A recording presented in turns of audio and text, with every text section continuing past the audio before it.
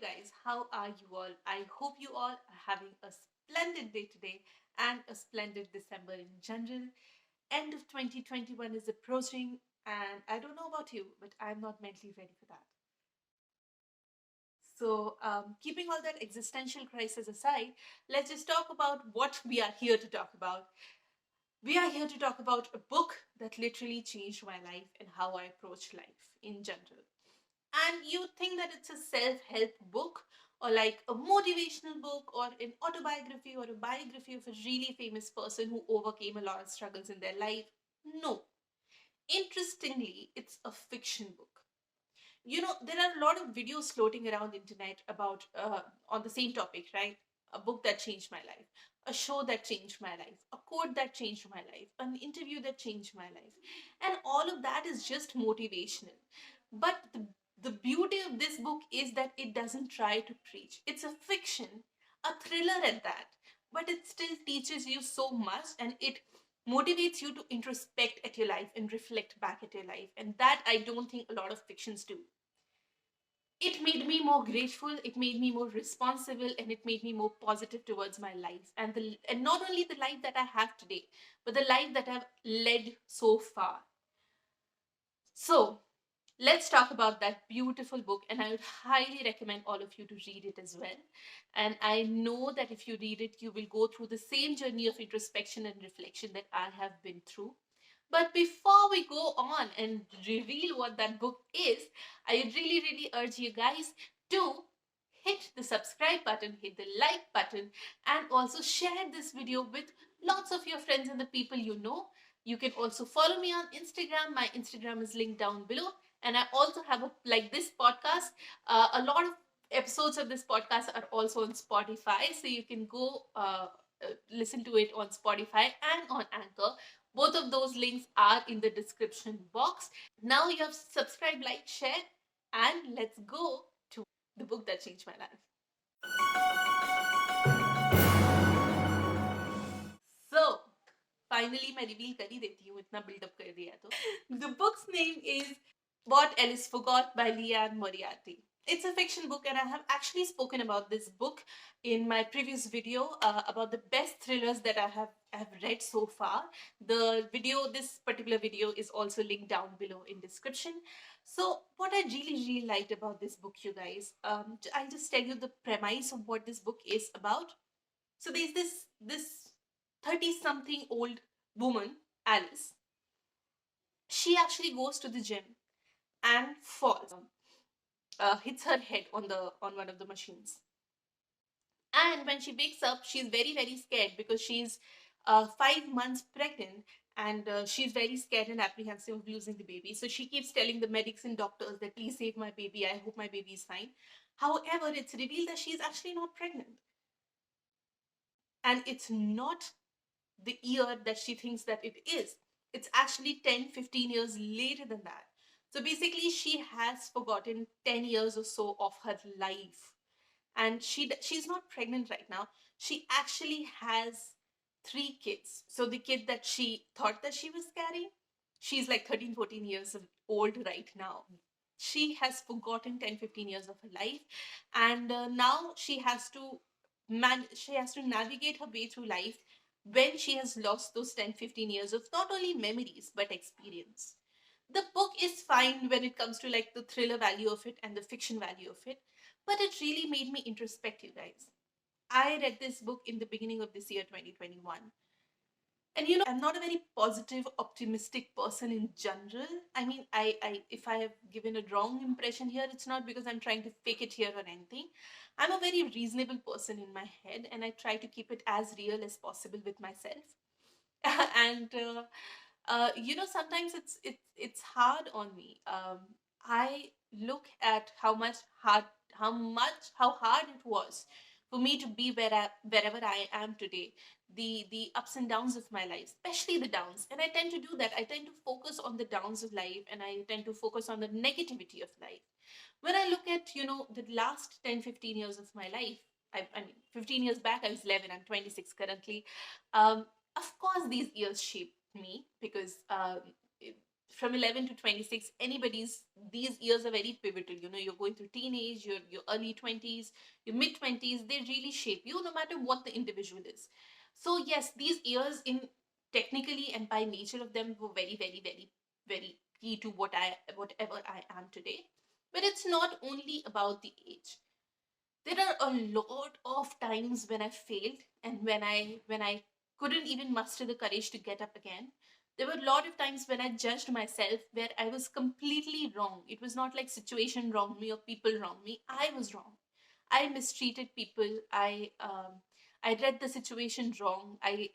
There were a lot of times when there was a lack of judgment on my part, and I lost things because of it.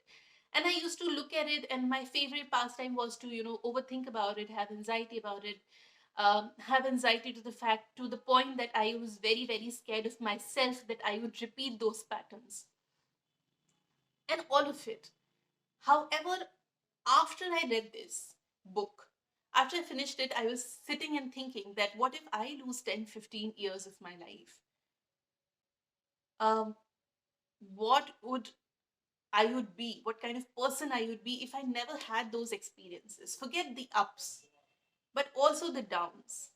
When I thought about the ups, ups were getting to law school, finishing school, of course, and then getting to law school and getting the job that I have, starting the YouTube channel, meeting all those amazing friends that I have met, having all those experiences that I've had. Because when I look back at my 16-year-old self, I was a person sheltered in my parents' house, and I never really went out much, and had never traveled, I had never experienced anything good or courageous or like adult like in my life.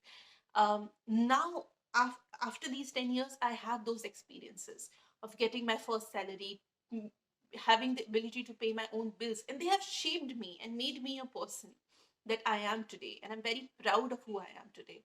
However, forget the ups. Let's look at the downs. Yes, I went to law school, but I also took a year drop for that. That was a down, because sometimes I looked at people. I graduated at almost 24, and there were people who were graduating at 23, almost 23. And I felt like I lost a year of my life to get exactly what they have gotten. They are a year younger than me, and they have gotten exactly what I have right now. Because our potential was so different that they reached there a year before me. They didn't have to waste a year of their life to get where I am today, where we both are today. But when I look at it, I feel like no, it was actually good for me to take that year off.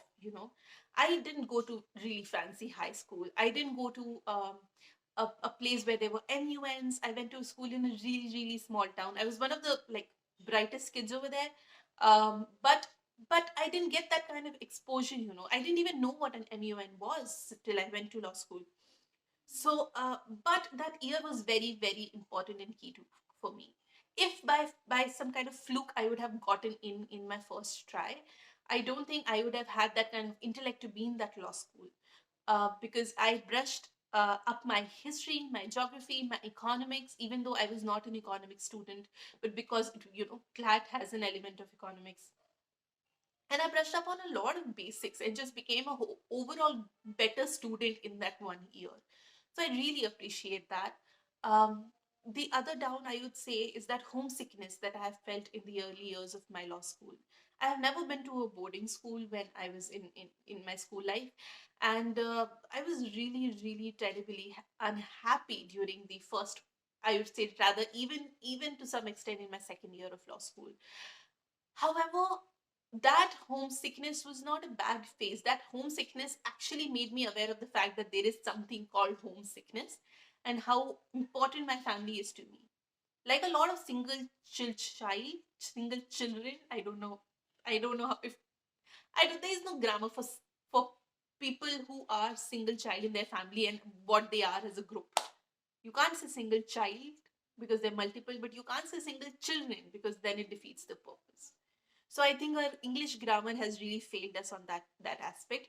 Keeping that aside, I'm just saying that everyone, like every other person who is a single child, uh, I feel like I took my family for granted, and I felt like that cloak of protection would always be around me.